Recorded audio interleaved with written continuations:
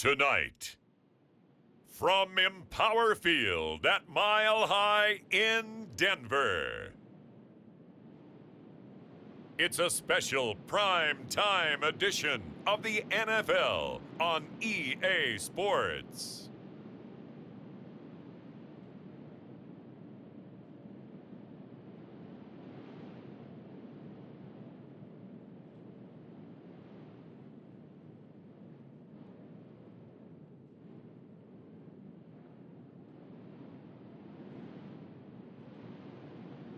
We'll see Bo Nix and the Denver Broncos taking on Jordan Love and the Green Bay Packers. Whiteout conditions throughout the Great Plains sure made travel difficult, but we're still expecting a full house at Empower Field at Mile High here in Denver. Welcome again, one and all. Thanks for tuning in. I'm Brandon Gaudin on hand alongside Charles Davis. And yes, the storyline here, the weather, snow, and more of it expected as this game continues. So how will that impact how this one goes? Can these teams ignore the distraction and the strangeness of playing in a snow game, because it actually affects the crowd as well?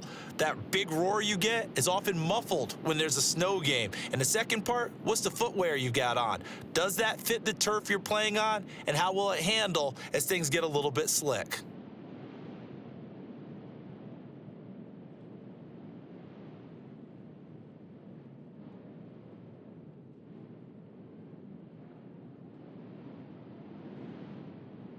And off we go from Denver.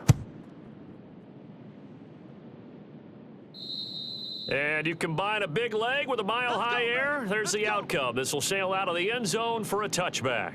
6'4" Jordan Love taking the field for the first time. The 2020 first-round pick from Utah State set to lead Green Bay. And at the start of Jordan Love's NFL career, he had one of the best seats in the stadium watching Aaron Rodgers work.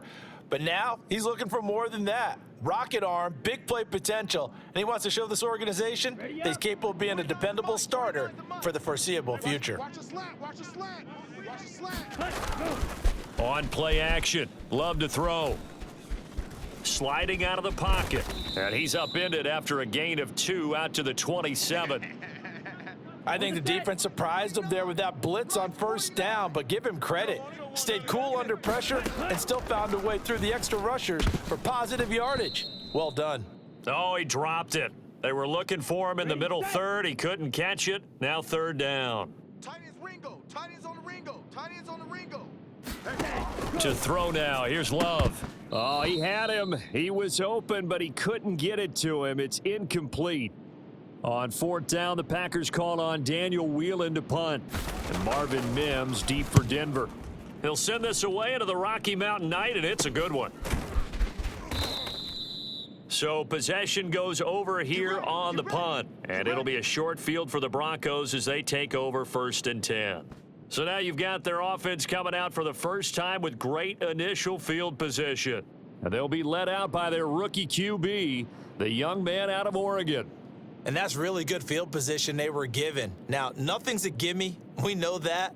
But I know his goal, have the field goal kicker just stay on the bench. They want to put it in the end zone and get 6 out of this one. If they don't, I think it'll feel like a disappointment. Let's get this ball back for the offense. Let's go. 51's Mike. Mike's 51. And they'll fake the jet sweep and instead give up the middle to Williams. He finds some way to turn this into positive yardage as he struggles forward for a pickup of about 2. No score after 1 on EA Sports. 51, Mike, 51. Check Mike, check Mike. Second quarter about to begin from Denver. It's the Broncos in possession of the football. Down he goes at the 23, a pickup of 4. On any running play that's called, they're always hoping that it's going to break big and go the distance. But when you get a nice gain like that, you're able to do so many things anyway. You can come back and run essentially the same play again, continue to move the ball on the ground, or you can decide to throw the ball now because usually you have the defense back on its heels. 23 yards on the tuck and run. Here we go now on 1st and goal. Now they bring a receiver in motion right. They'll fake it on the jet sweep, and instead a handoff up the middle. And Williams is in for a Denver touchdown. A great effort there as the first half is winding down. And the Broncos have taken the lead here in the final stages of this first half. Double tight, double tight. Four down, four They'll down. send a receiver here in motion right. They'll look to run for it with Williams. And he will get in to make it 8-0. So they kept it on the ground, got it into the end zone. But Charles, sometimes you probably see teams treat a two-point conversion differently than if it was first and goal from the two, or I should say third and goal from the two. I agree with you totally on that. A lot of teams treat it as if they have farther to go and shy away from running the football. I think this is a great spot to do it because most teams play you for the pass. Go ahead and run and let your linemen surge and fire out. About set to get this drive started, the Green Bay offense at the line. And with time quickly fading here in the second quarter, not sure how aggressively, offensively they want to play this. I think we'll find out just how much they trust their guys in this situation if they decide to take a shot. He'll lose a yard there, and it's 2nd and 11. Ready.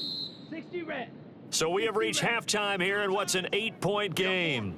As we send you on out to our studios in Orlando, here's Jonathan Coachman at REA Sports Halftime Report.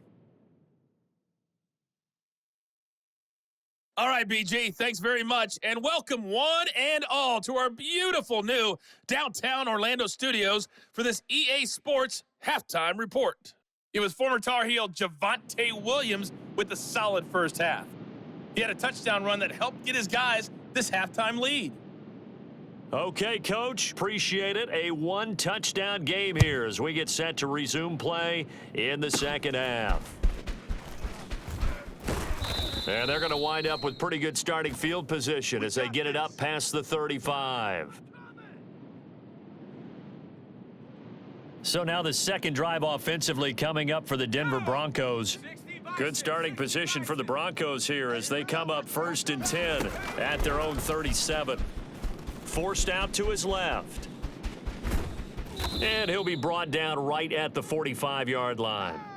Now a timeout called for by the defense. It's just their first, so 2 remaining as they burn one here in this third quarter. Now a 2nd and 2. To throw is Nix. Out to his left. And he'll be brought down at the 48-yard line. Now a timeout called for by the defense. And that's going to leave him with just one timeout remaining still in the third quarter. We'll see if that comes back to haunt him. We'll be back. Nix on first down, rolling to his left. And this will leave him a yard short. Nice pickup of 9 yards on first down. Now a timeout called for by the defense. So, boy, that's already the third they've burned here. They are out of timeouts now before we've even hit the fourth quarter.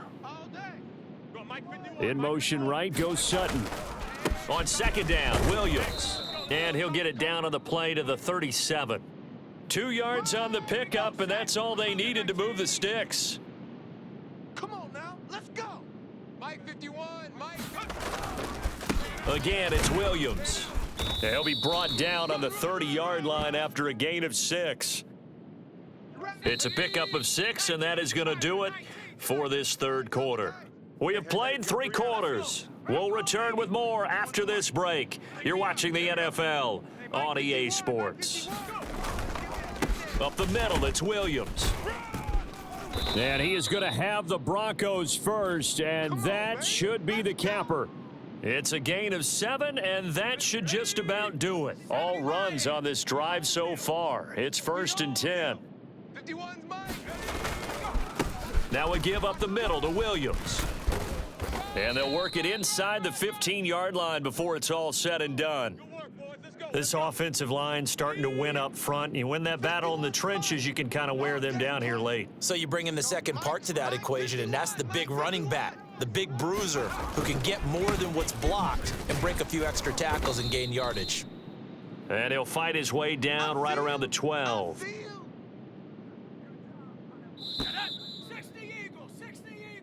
So this one will wind up a Denver victory, and not all W's are created equal, CD, and this one came in shutout fashion. Well, their offense certainly didn't need to do anything, right? They could take the day off, and they did.